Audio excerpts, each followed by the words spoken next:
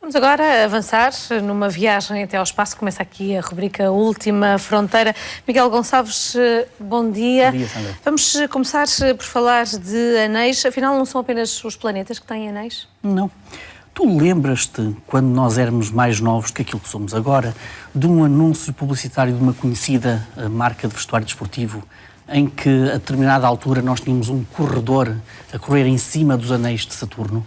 E tu acreditaste que era mesmo possível aquilo? Não, não é possível. Não é possível porque os anéis que nós encontramos em Saturno são, no fundo, pequeníssimos restos, pequeníssimas rochas e poeiras de algo que aconteceu num passado. Provavelmente uma colisão de satélites, uma colisão de objetos rochosos que depois espalharam um disco de detritos à volta de Saturno. E nós encontramos precisamente esse tipo de anéis nos planetas gigantes. Júpiter, Saturno, Urano, Neptuno, e pensávamos, até há bem pouco tempo, que era exclusivo dos planetas.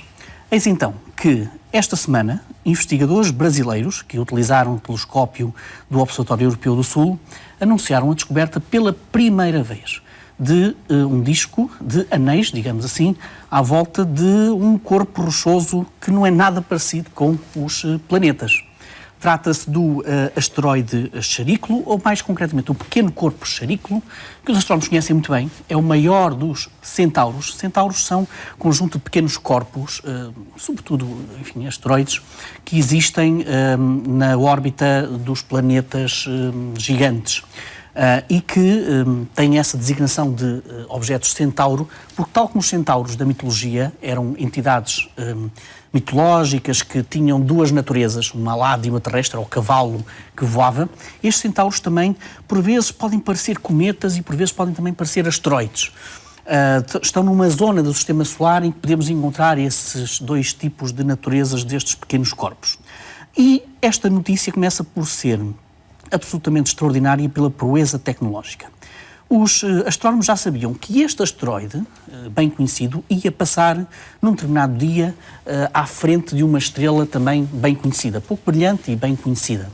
Os astrónomos adoram quando isso acontece, porque quando temos um pequeno corpo a passar à frente de uma estrela, mais ou menos como se tivesse um pequeno berlindo a passar à frente de um holofote que temos ali em cima, então os astrónomos conseguem retirar informações físicas sobre o corpo que oculta, é o fenómeno de ocultação, o brilho da estrela distante. E, portanto, foi isso que os astrónomos fizeram. Sabiam que ia passar à frente daquela estrela, mas eis a grande surpresa. Alguns segundos antes da ocultação principal e alguns segundos depois dessa mesma ocultação, houve um pequeno decréscimo na luz dessa estrela distante, a estrela que ia ser ocultada. Isso queria dizer que havia algo ali à volta deste asteroide que estaria a bloquear essa luz da estrela distante. E assim, utilizando não só as observações, mas também o tratamento de dados, algo absolutamente tecnologicamente uma proeza, eu chegava à conclusão que este asteroide tinha dois anéis muito bem definidos, um com 7 km de largura, o outro com 3 km de largura, separados por 9 km de espaço vazio, e não sabem muito bem por que razão é que este anel existe à volta deste asteroide. Tem a explicação que é a mesma explicação que nós conhecemos para os planetas. Terá sido o resultado de uma colisão e que criou este disco de atritos à volta deste asteroide. A grande questão é como é que um asteroide tem uma gravidade tão baixa que consegue suportar este tipo de anéis? Bom, é aqui que entra também um bocadinho de especulação, porque os cientistas acreditam que poderão existir outros satélites muito mais pequenos à volta deste asteroide que possam de alguma forma sustentar este disco de atritos, estes dois anéis. E provavelmente no futuro estes anéis poderão formar um novo satélite à volta deste asteroide. Um fenómeno muito parecido com aquilo que também deu origem à nossa própria Lua. Depois do embate de um corpo de mais ou menos do tamanho de Marte com a Terra, houve, de facto, todo um conjunto de atritos que girou à volta da Terra e que mais tarde deu origem à Lua, como nós conhecemos hoje. Portanto, este é, de facto, um evento que os astrónomos vão acompanhar com especial interesse, porque permite responder a outras questões sobre a formação deste tipo de fenómenos no nosso sistema solar. Já falámos aqui, Miguel, algumas vezes sobre zonas habitáveis, não só do planeta, mas do próprio universo e a procura por essas zonas habitáveis. Há novidades nesta matéria? Sobretudo porque é sempre bom também trazer aqui especulações, começam por ser especulações, sempre com base científica, e que algumas dessas especulações, como nós sabemos, mais tarde ou mais cedo podem se concretizar, como vimos, por exemplo, na semana passada, com a descoberta das ondas gravitacionais, que partia de uma suposição teórica e que felizmente depois foi, ou ainda vai ser comprovada ao longo do tempo. Ora bem, René Hallé é um investigador de uma universidade canadiana que publicou um pequeno artigo que tece considerações sobre aquilo que consideramos serem os planetas superhabitáveis. Ou seja, planetas que provavelmente até têm condições melhores do que a própria Terra para o aparecimento e o desenvolvimento da vida. E este é um artigo particularmente interessante porque ele não se centra em planetas parecidos com a Terra. Ou seja, a grande demanda hoje em dia é encontrar planetas parecidos com a Terra, com o tamanho da Terra, uma distância agradável, digamos assim, da sua estrela, mas o que o René Hallé diz é que não, vamos por isso de lado e eu vou, no fundo, compilar uma lista de características que poderão ser, sobretudo, formar um roteiro para encontrar planetas mais interessantes para a vida. Então ele diz, por exemplo, que as forças da maré podem ser um critério extremamente importante para nós termos ou não termos vida. Nós sabemos que as forças de maré na Terra são criadas sobretudo pela Lua e pelo Sol.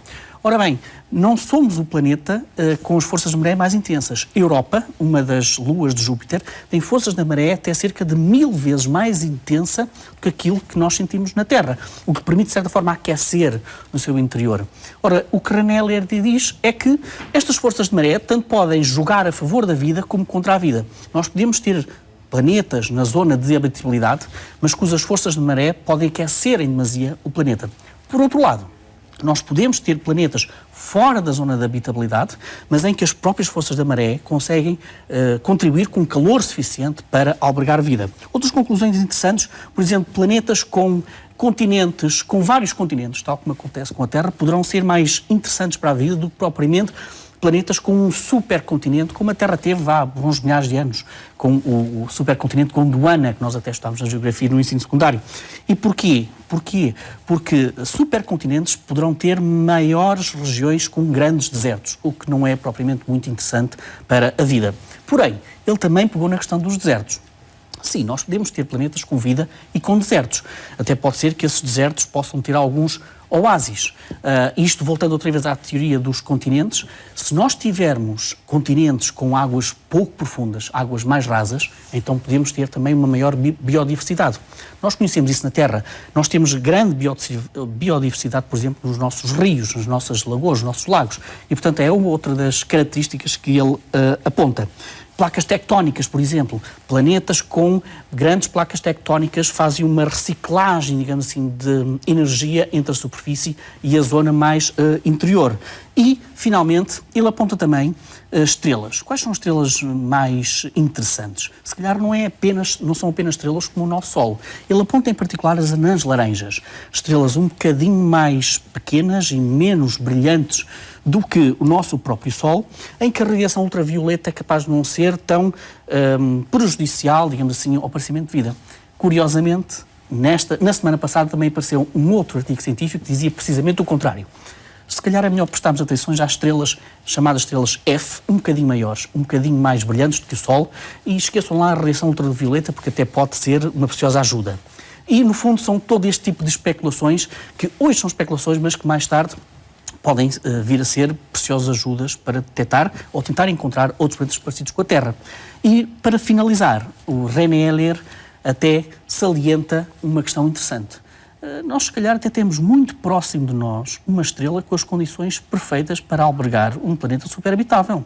Chama-se Alpha Centauri B e é, curiosamente, uma das estrelas mais próximas do Sol. Portanto, se for encontrado um planeta com condições mais ou menos interessantes, sabemos à partida que gira à volta de uma estrela que apresenta características interessantes para ter vida. Rapidamente, Miguel, em menos de um minuto, a imagem da semana, que sugestão nos trazes? É uma outra notícia dos confins do Sistema Solar. Criou muita agitação esta semana. Chama-se 2012 VP-113 e os astrónomos americanos que o descobriram tratam-no carinhosamente por Biden, VP Vice President dos Estados Unidos. E trata-se, provavelmente, temos que esperar pela confirmação oficial da União Astronómica Internacional, de um novo planeta anão nos confins do Sistema Solar. E tem uma particularidade interessante, a órbita. Ele nunca se aproxima cerca de... o ponto mais próximo do Sol nunca é inferior a 80 vezes a distância a que a Terra está separada do Sol. Ou seja, estamos a falar de algo como 12 mil milhões de quilómetros.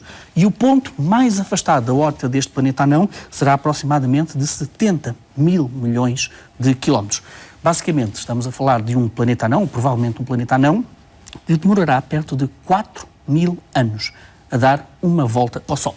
Ora, o que os cientistas avançam também, de interessante sobre esta descoberta, é que, eventualmente, eles curiosamente são muito mais conservadores do que foi a própria comunicação social, eventualmente, devido às características da órbita deste planeta anão, pode ser que para lá da órbita deste planeta anão possamos encontrar um outro planeta até mais ou menos também da Terra, ligeiramente superior ao tamanho da Terra. No fundo, isto marca a descoberta de novos elementos, mesmo no fim do Sistema Solar.